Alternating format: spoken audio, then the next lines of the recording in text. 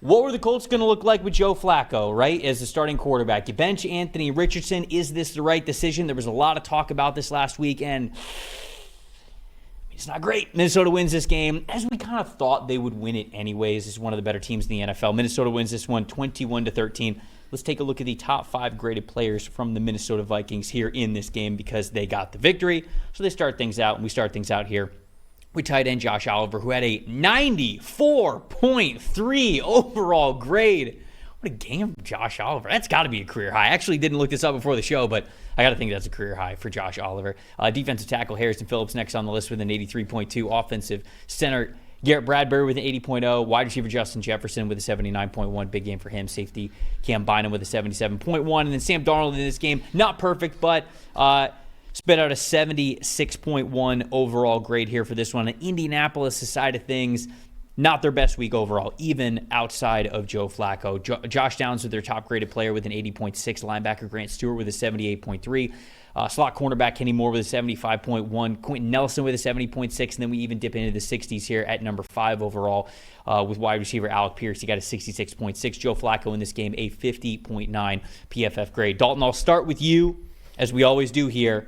What is your stat that told the story from this game? I think in general on both sides, this was about one team just outlasting the other in what was a really ugly game. You had 6 turnovers combined between the two of them. They combined to miss 3 field goals. You had 3 interceptions. Darnold made some mistakes. Flacco made some mistakes. Fumbling the ball. The Colts' only touchdown came on a scoop and score and a strip sack from Darnold. Colts only scored 6 points on offense and never even reached the end zone. It was just kind of the one thing I was impressed with was the Vikings at least picking it up in the second half because they've been kind of notoriously fast starters and then they slow down as the game goes on. This time, shut out in the first half, had a much better second half, and the Colts eventually just couldn't get out of the ugliness that was going on in this game. But it was not the prettiest watch, this one. But the Vikings, this was really just about getting through a lot of the mistakes they were having early in the game. The Colts had really a bunch of errors through all 60 minutes of it, and the Vikings were just the team that beat themselves a little bit less. This was not the prettiest football game you're ever going to watch, but they're happy with a bounce-back win. Yeah, I think that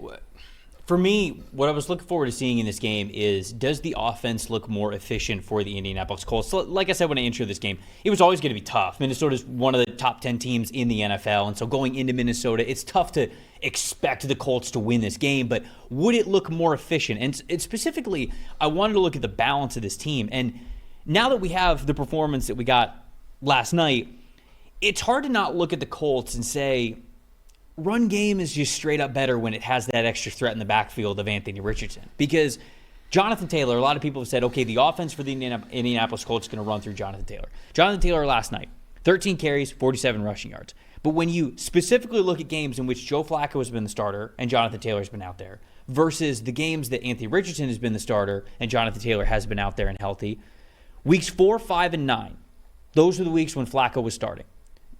Their run game, the Indianapolis Colts run game, negative EPA per rush, and week 7 was actually the only positive EPA per rush for them, and it was still the 4th highest of the season. There were still 3 games of Anthony Richardson when he was out there where the rush game for this team was a lot better. I just don't think, whether it's Joe Flacco out there or Anthony Richardson, this isn't going to be an air-it-out type of a team. It's still going to be emphasized in the run.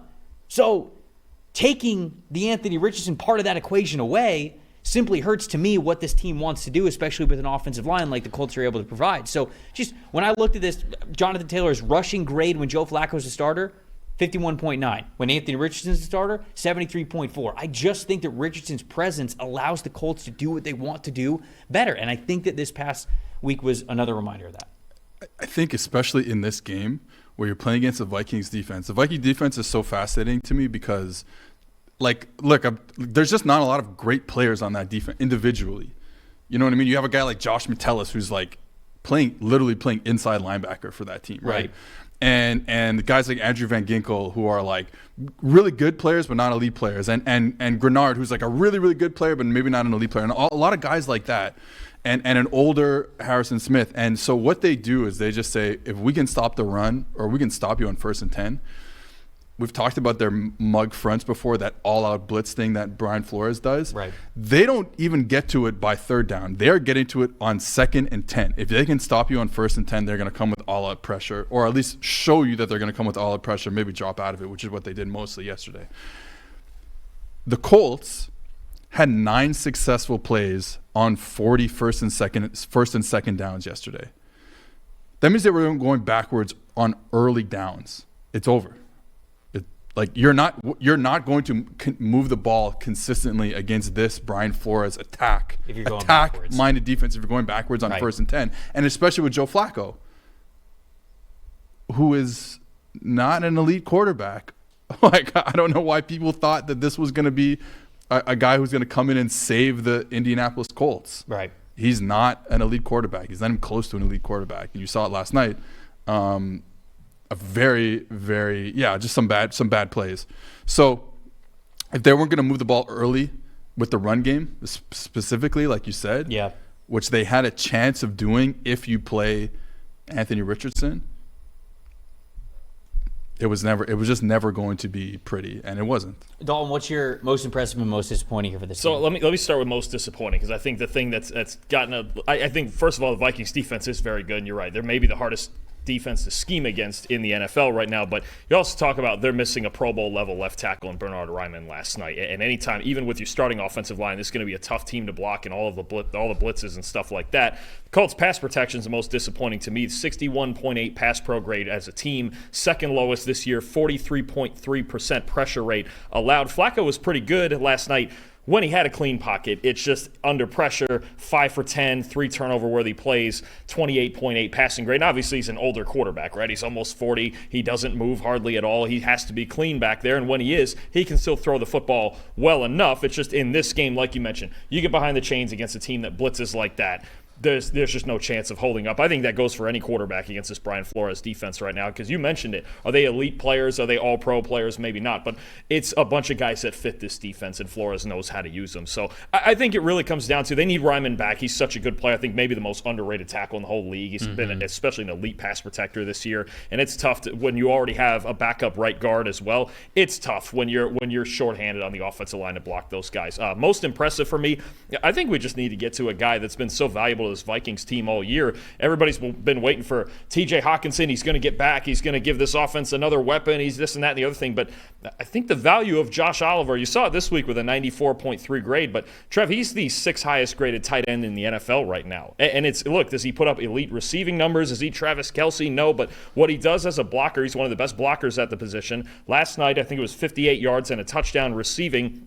He's kind of just this do-it-all guy that certain good teams have, right? It could be at tight end, could be at another spot. You think about him. I think about a Charlie Werner for the Falcons, Kyle Juszczyk for the Niners, Patrick Ricard. You just need one of these guys in your offense that can do a little bit of everything. And I'm glad he got that grade and played as well as he did last night, even with Hawkinson coming back, because this is a guy who's really valuable to this offense, and they're going to keep using him going forward. It's not like he's going away even with Hawkinson back. Yeah, my most disappointing here in this game is Sam Darnold, simply because, like you said, it was just an ugly game. Like, I'm not really too hard on this. When I say most disappointing, it's not like, man, this guy was terrible. There's no excuses for it. He had 3 turnover-worthy plays in this game. Specifically, I can't remember who got the interception on Flacco, but then it was the very next play, Sam Darnold gives the ball right back and throws an interception. So it's like, all right, you can't be doing that kinds of stuff. So a little disappointed just in 3 turnover-worthy plays there that we had for Sam Darnold. But, man, you talked about guys who deserve a little bit more recognition, and you brought up a good one, obviously, in Josh Oliver, who had a great day this past week. But John Grenard, man,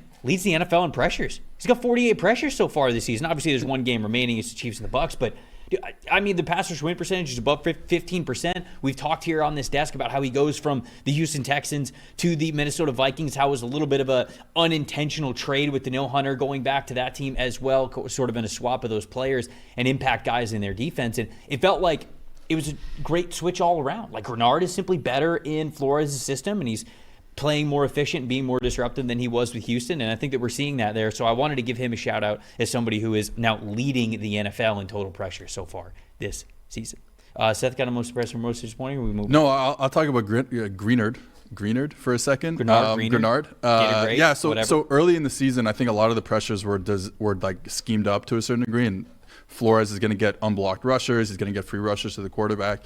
And the last couple of weeks, now he's not sending as much pressure. They're not sending, the 2 weeks before this game, they weren't in that double mug, everyone at the line of scrimmage look as much. And then this game, they kind of were more, but they dropped out of that look a lot.